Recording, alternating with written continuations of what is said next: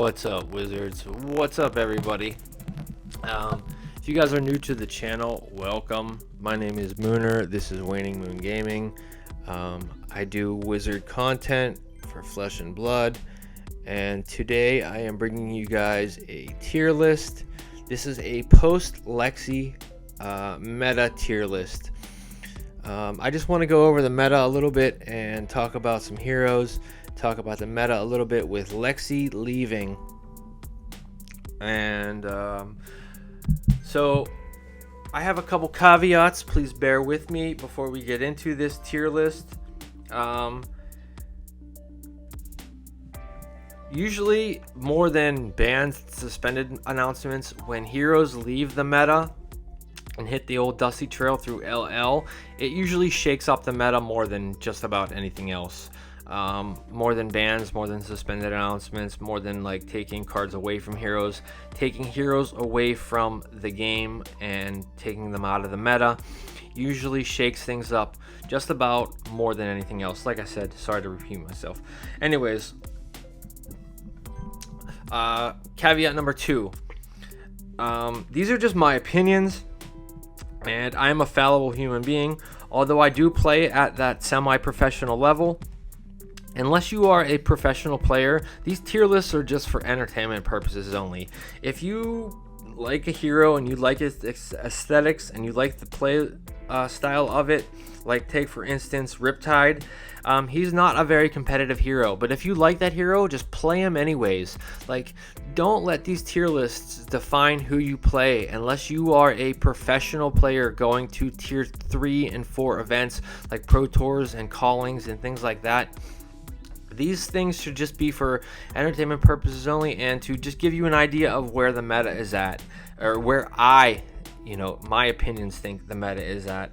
I'm a wizard player, so this is all through the lens of a wizard player, and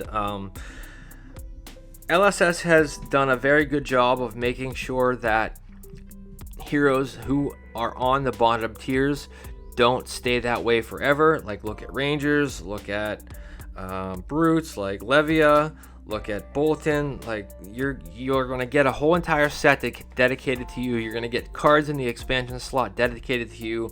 Like, a few months ago, Dromai was a borderline unplayable hero, and now she is at the top of the meta, especially with Lexi leaving. But don't like let my opinions sway you from playing a hero. If you like a hero, just play it anyways. Take it to armories, learn all the ins and outs of that hero, learn all the matchups, good or bad. Just learn that hero, and one day you will be rewarded for it. Flesh and Blood is a game that definitely rewards specialists, and specialists who learn all the matchups of that hero. That being said, let's get into my tier list. So like I said, Lexi has officially hit LL as of November 7th, I believe. She is unplayable in Classic Constructed. So what does that mean for the rest of us? So I am going to the Battle Hardened in Pittsburgh on November 11th, and Lexi will no longer be playable. How do I feel that is going to affect the meta? Where do I think everything is going to settle? Well, first of all, let's talk about the best decks, and then we'll talk about the worst decks, and then we'll talk about everything in between.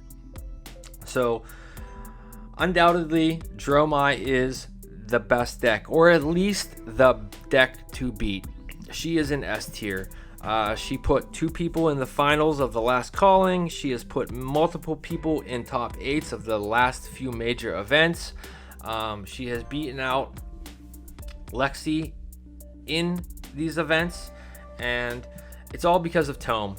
Tome of the Imperial Flame is absolutely busted of a card, and this just goes to show you, point taken, my point, that heroes will get a card like a Tome. You will get a book, and you will get that knowledge imparted upon you, and that knowledge will probably put you at a higher tier list. It just so happens that Tome is absolutely busted. It lets Dromai run a more streamlined red line deck and still be able to play out these big bullshit dragons like Tomeltai on turn 1 and just fuck up your whole day.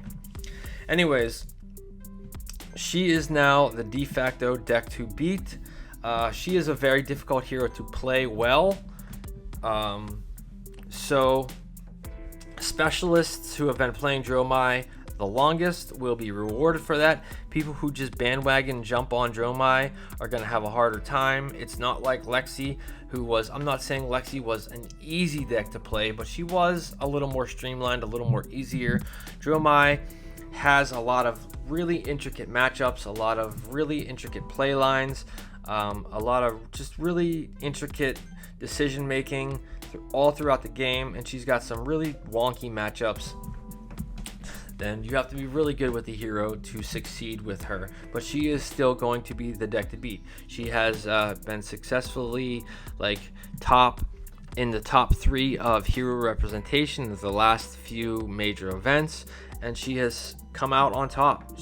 And with Lexi gone, there's no one really to hold her back except for a select few heroes, and those heroes aren't really top meta contenders right now, or are they? We'll talk about that.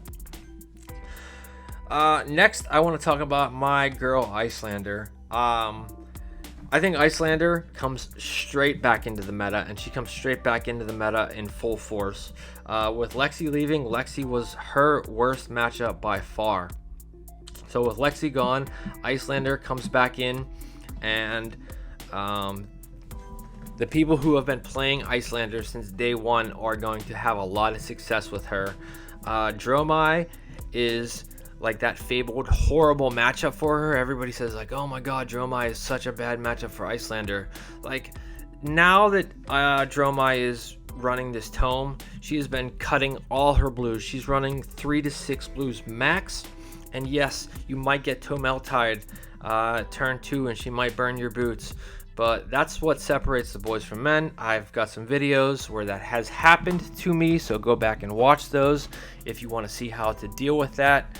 But she is such a redline deck right now, and she's more of an aggro deck than anything, and Icelander can disrupt her very, very easily if you know what you're doing and know how to play that matchup. And even so, she is going to come back into the meta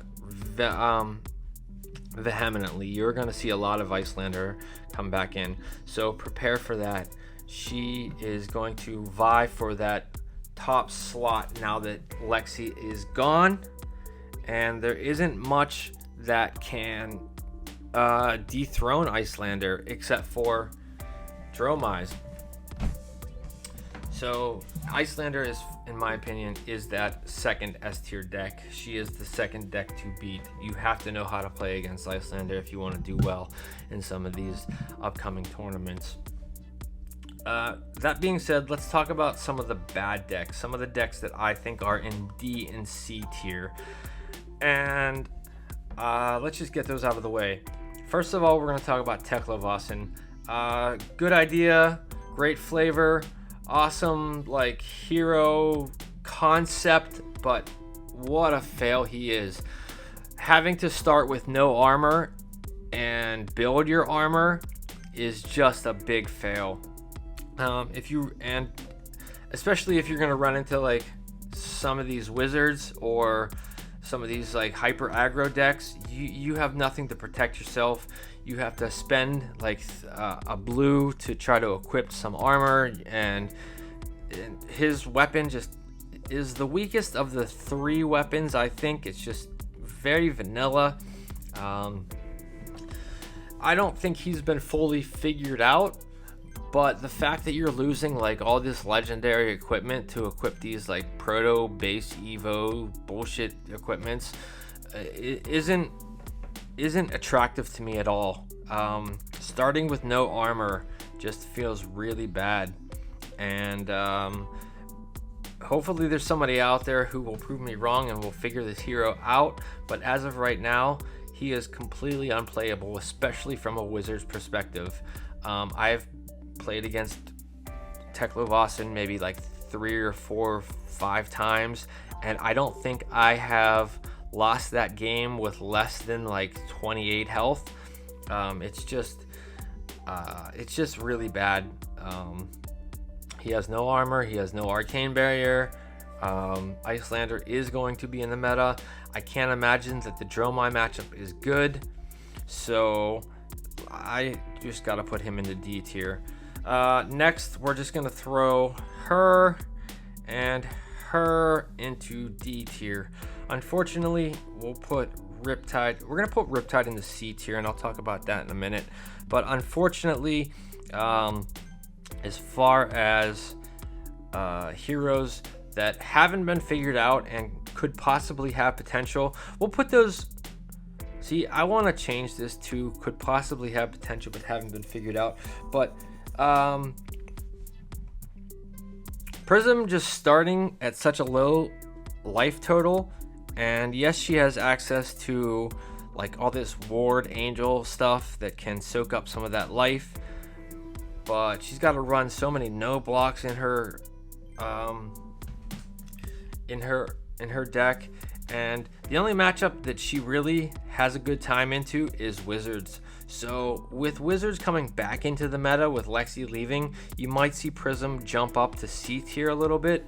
You might see some, but there have been some like really good Prism players that have been trying to crack this hero and still have not been able to. Her representation at tournaments has been absolutely abysmal, like 1 or 2. Nobody is showing up with Prism. Nobody is doing well with her. Nobody has figured her out yet. Brian Gottlieb has gone on record saying that she is absolutely busted, but nobody has proven that yet. But we might see her jump up a little bit now that Icelander is coming back into the meta, because she does have a really good Icelander matchup. So who knows? For now, I'm going to put her in C tier, and she's going to be at the bottom of C tier as we go along. Vincent is another hero that I think just struggles a lot. There's been a lot of like Runeblade stands who have tried to figure her out, and she just IPs herself.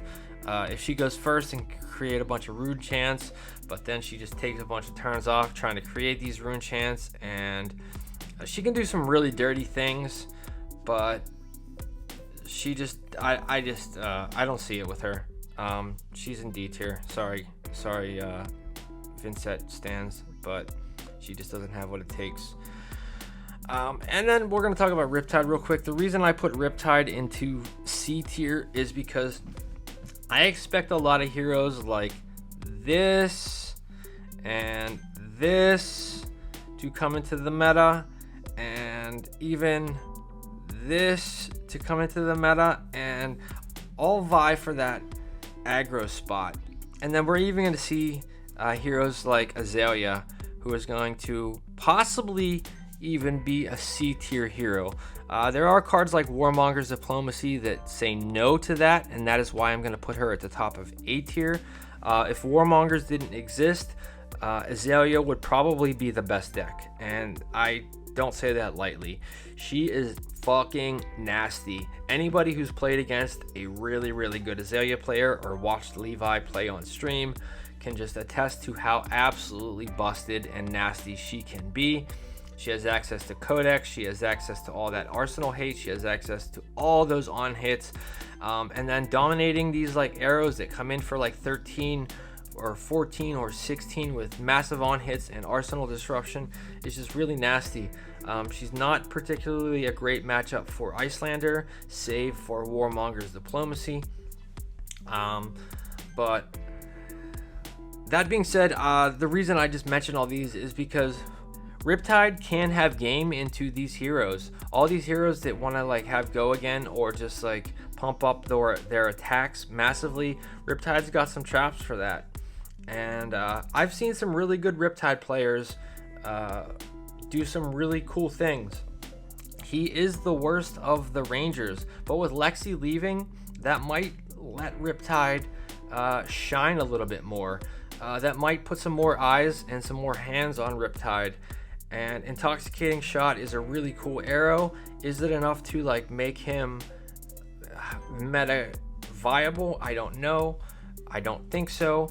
But I don't think he is necessarily a D tier hero anymore. I think he is definitely got some game into some of these other heroes. He can definitely shut down aggro pretty well. and he can do some pretty dirty things.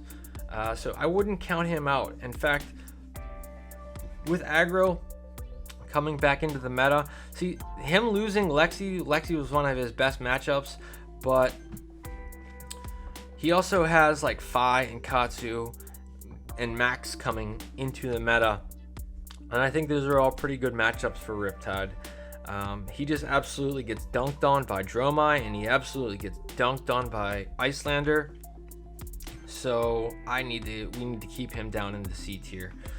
But there could be a build out there that can deal with that. I don't know.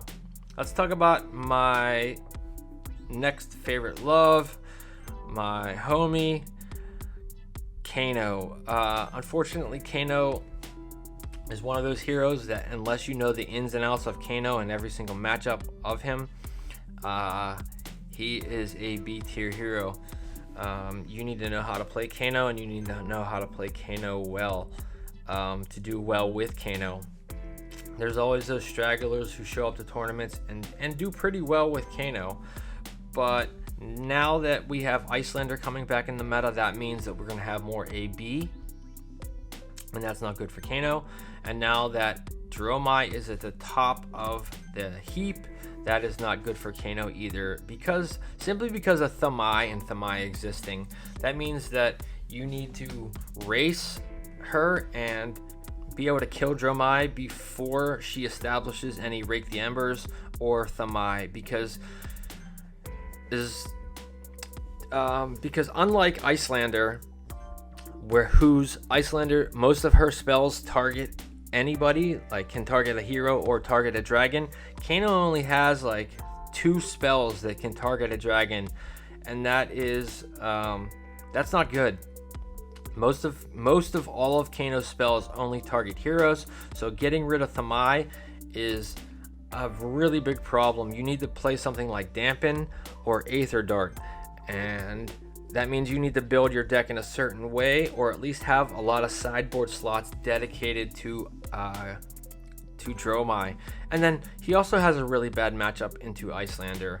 Now, I know a lot of Wizard players out there who will disagree with me, but I play both of these heroes extensively, like hundreds and hundreds and hundreds of games into both of these heroes, and I will be the first to tell you that Kano does not have what it takes to beat Icelander, unless it is an inexperienced Icelander. They're not playing something like Expose the Elements, and they're playing very slow and just setting up, and you have time to stack your deck and set up the perfect pitch stack. And even then, a good Icelander is just going to pitch stack their Channel Lake Frigid and just shut you down. It's just a really bad matchup for Kano, unless you get really lucky and you're facing off against a novice Icelander. But any good Icelander worth their salt is going to know how to play into Kano. You have the blues, you have the AB, it's just not a good matchup. So that being said, Kano unfortunately is in B tier. Also, he has to go up against Katsu, and Katsu with AB3 and a shitload of blues and Oasis Respite is a really bad matchup. So therefore, these 3 decks at the top, like Dromai, Icelander, and Katsu, unfortunately push Kano down a little bit, and that's sad because I love playing Kano. But now's not the time. I get to play Icelander again, which is really good. The next hero I want to talk about, who also hurts Kano and is one of his absolute worst matchups ever, is going to be Dash. OG Dash. OG Dash, I think, is a bit slept on. Merrick Kemp has proven that she is a absolute powerhouse of a hero, and I know one of my local players and a good friend of mine, Rose Smith, is an absolute menace with Dash. She did get some really good stuff. She can be played either defensively, that like Tree Frog Dash, or she can be played hyper aggressively. Things like Twin Drive and Maximum Velocity now are very, very viable. Dash is just such a flexible hero. The few cards she did get from Bright Lights have really pushed her over the top, in my opinion. That's not good for Kano. And that's also not good for Icelander. It's a very bad matchup for Icelander. The Dromai Dash matchup is one that is contested. Some people say it's Dromai favored, some people say it's Dash favored. They both like to establish a board, and they both like to have this like big massive end game. I don't know enough about that matchup to really comment on it, other than it's probably a bitch for both of them. It's probably a very skill intensive matchup.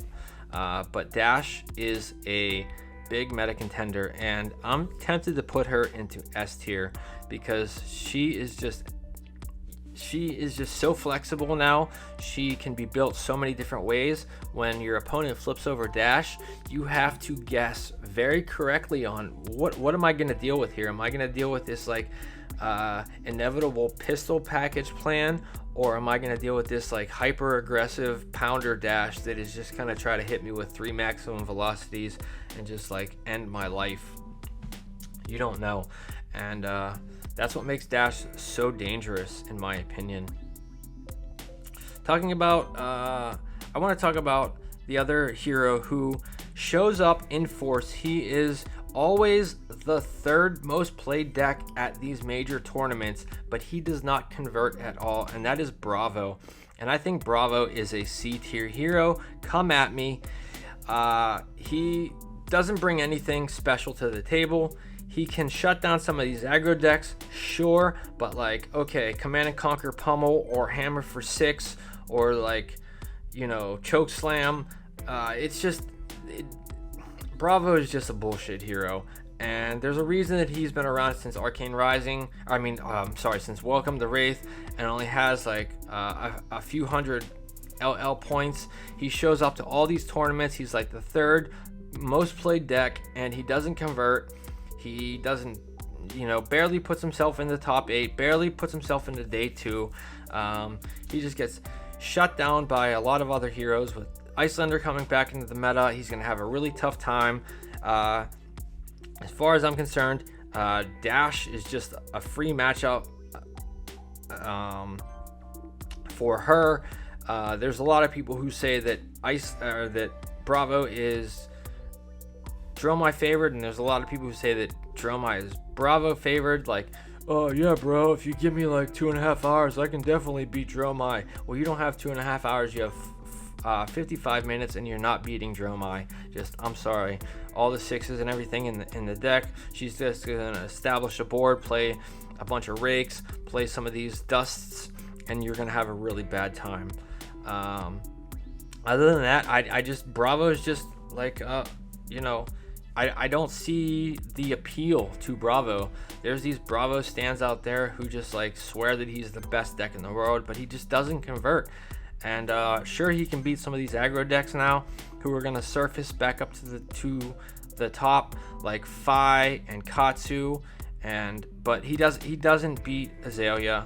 He doesn't beat Icelander. He doesn't beat Dash. He doesn't beat Dromai. He barely beats Katsu. He doesn't even beat Kano. Kano can just like block out and set up a pitch stack and just crush him.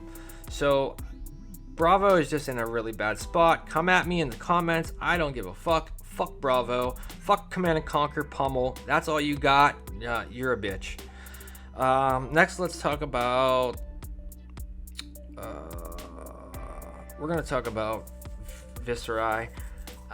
This isn't Living Legend format. You don't have Skeletor. You can't make a million rune chance and make me discard my hand.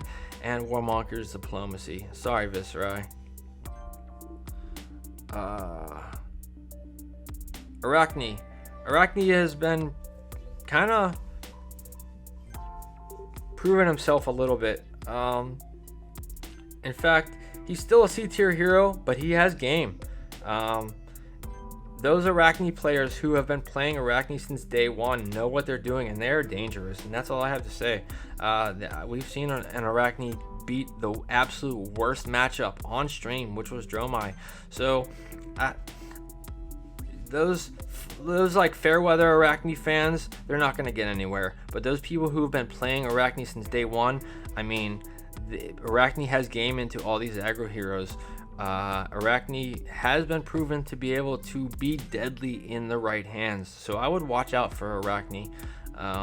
He gets one more card. Like, even already dead is a really good card and can help in the Drone Mine matchup, and just giving him access to more 6s and things like that.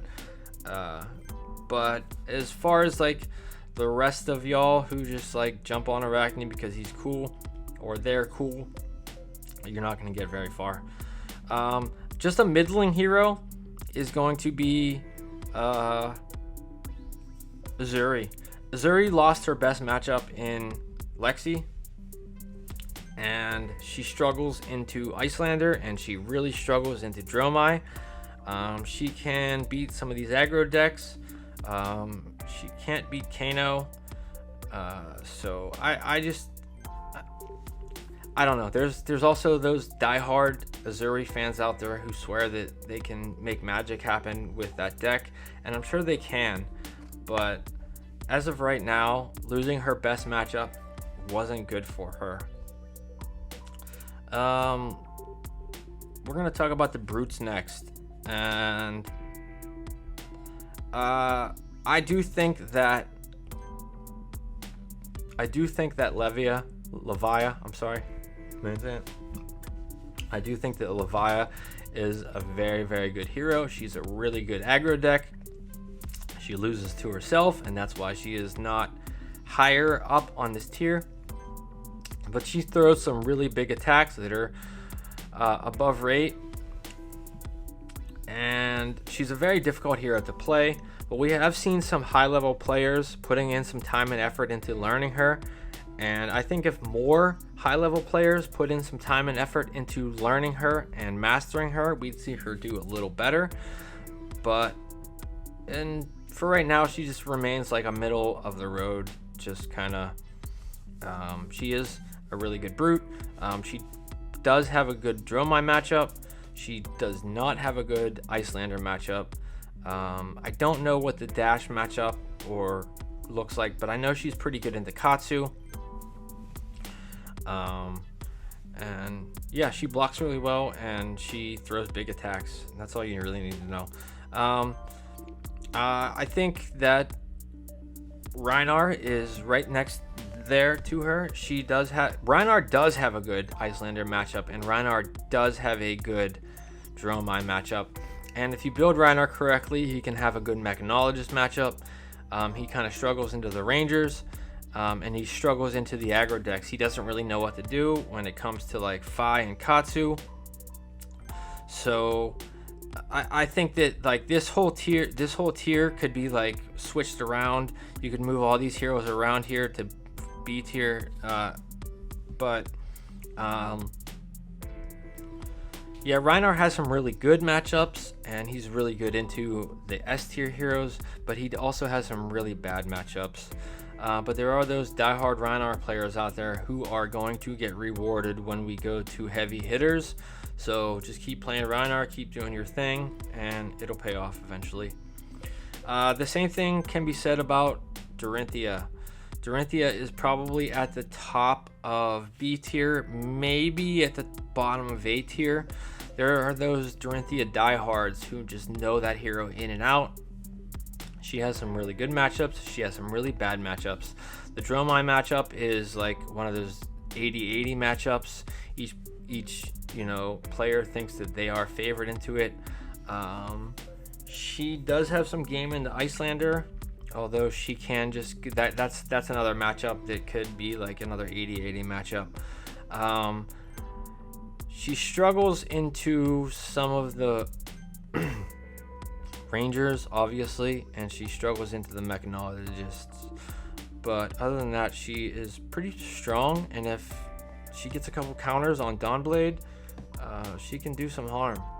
And against those like no block heroes like Katsu and Fi and Max and Azuri, well, no, Azuri does want to block, but against those no block heroes, you're gonna have a bad time if you face a really good Dorinthia player. And also she is going to get support in heavy hitters.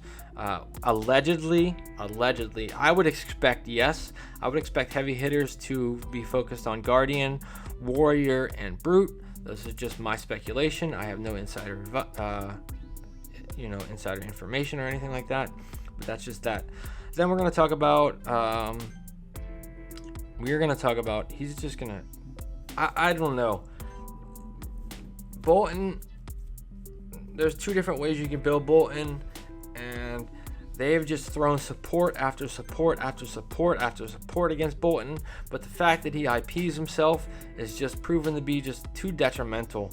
The charge mechanic is just a very, very bad mechanic, and they've tried numerous different things to fix it, and it just really struggles into Dromai. He really struggles into Icelander.